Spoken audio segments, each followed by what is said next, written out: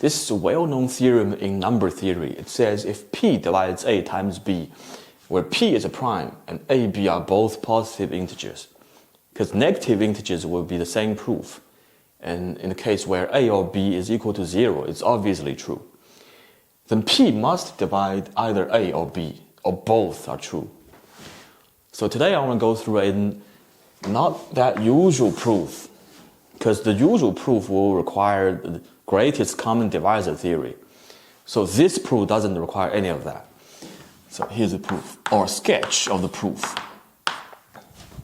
So we're going to construct a series of positive integers. Let's say first number A, then 2 times A, 3 times A, so on and so forth, infinitely many. Each one of them is a positive integer. So the reason we construct this series of numbers is that we want to look at each one of them. We can at least agree that at least one of them is divisible by P.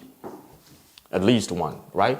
For example, if the front coefficient, let's say, somewhere in equals K equals P times A, right? Such as, then it has to be divisible by P, of course, because we already have a P as factor in here. Let's just say, let's write down each one of them. K1 times A, right? K2 times A, K3 times A, where each one of them is divisible by P. Right? We've written down all of them down here. Right? So P divides every one of them. Ki. I don't know exactly what the exact value of K1, K2, K3 is, but they definitely exist, right? Infinitely many of them. So out of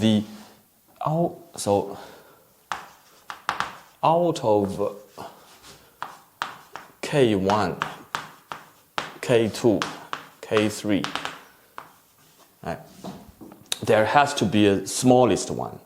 Why? Because of the well-ordering principle of natural numbers. Even if there's infinitely many of them, there has to be a smallest one, denoted as K, where, of course, P not only divides K times A, but also you cannot find a smaller K than this K, where P divides that. So next, we're going to claim that this K must be equal to P. Here's my claim. This K must equal to P. In other words, you cannot find a smaller positive integer where, of course, I should begin by saying that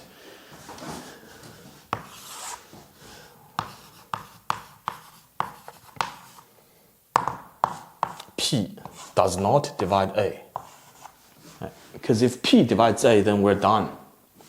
Right? Our goal is to prove P divides at least one of them. Right? So assume P does not divide A. Right? Our goal now is to prove P divides B. Right? So why is this claim true? Right? Why does K equals P? Right? Suppose if otherwise, right? If K, so first of all, we have to agree that, which this implies that K is less than or equal to P, right? If K is bigger than P, that's a contradiction, right? If K is bigger than P, meaning P is smaller than K, right?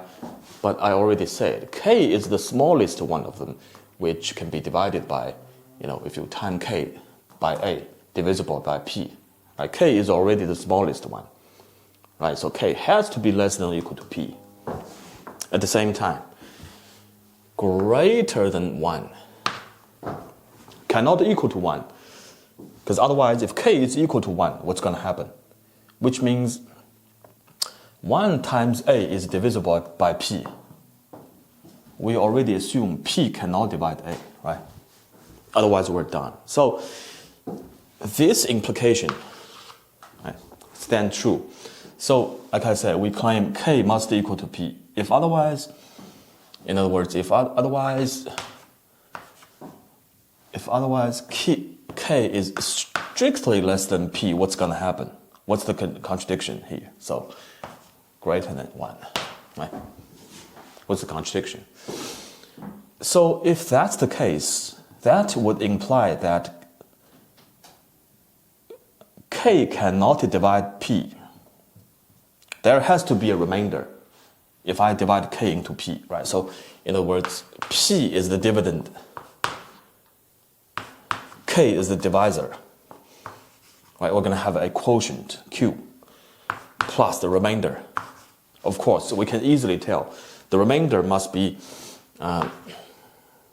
first of all, strictly less than the divisor. Right? Otherwise, it means just K just divides P, right? Contradiction. P is a prime, remember, right? So at the same time, R cannot be equal to 0, right? So greater than or equal to 1. Right? So now our tactic is to multiply both sides by A. Right? A times P equal A times Q times K plus A times R. Now, here's the interesting thing. So, P divides A times P, obviously, right? So, P also divides this factor. Why? Because A times K, right? A times K, right? The smallest one of them, which is divisible by P, right? So, P divides this. So, obviously, P divides that. Right, this is obvious. Right. So since we imply, P divides AR, what does that mean? Right? Following our assumption, right? What's the contradiction here? If that's the case, like I said, we already said K is the smallest one, which make this equation true. Right? Somehow we found a smaller coefficient that goes with A. This coefficient is even smaller than K. Right? K is the smallest. How can there be a smaller one right, smaller than K? It's impossible. Right? That's contradiction. Right? Why is the contradiction? Right? Because our assumption is wrong. Right? It's all because this cannot happen. Right? Which means our claim is true. Right? K is really equal to P. You just cannot find a smaller coefficient in front of A, which makes P divides that true, right? Which cannot be smaller than P. P is already the smallest. Yeah.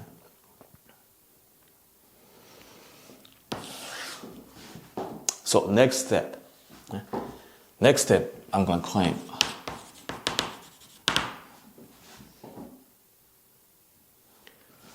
P has to divide B. Right, that's our goal, remember. We already assume P does not divide A. Then P must divide B. Why is that? Right? If otherwise, right, proof by contradiction. If otherwise, right, what's the contradiction going to be? So if P cannot divide B, which implies there has to be a remainder if we divide P into B, right? Cannot totally divide. So equal to Q2, because I already used Q. Q2 quotient times the divisor P plus the remainder R2. Right? I already used R somewhere. So same tactic. We multiply both sides by A. Let's see what's going to happen. So A times B equal A times Q2 times P plus A times R2. Exactly same tactic. Now, again, the same.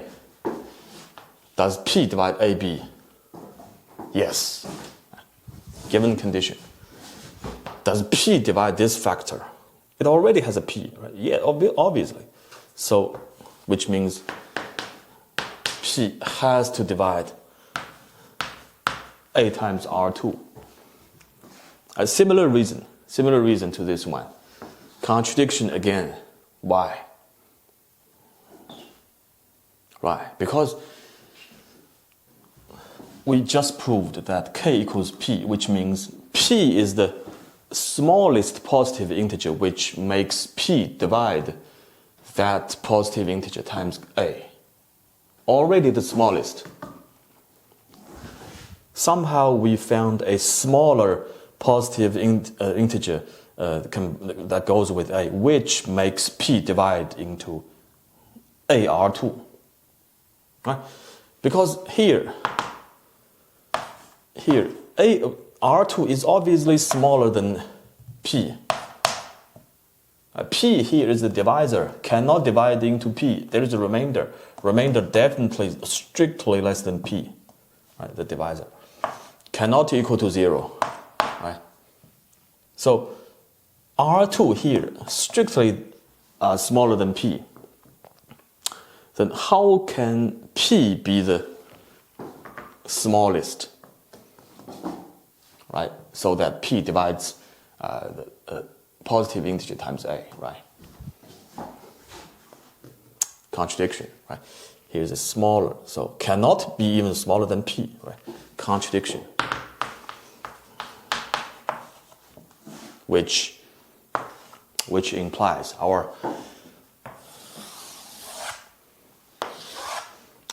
assumption is wrong. Wrong. Like we started off by saying, right, if P doesn't divide B, what's going to happen, right? What's going to happen is a contradiction, right? So this is false. Right? My claim is correct. My claim is right. P divides B definitely. Right? Following the assumption, P does not divide A. Then P must divide B.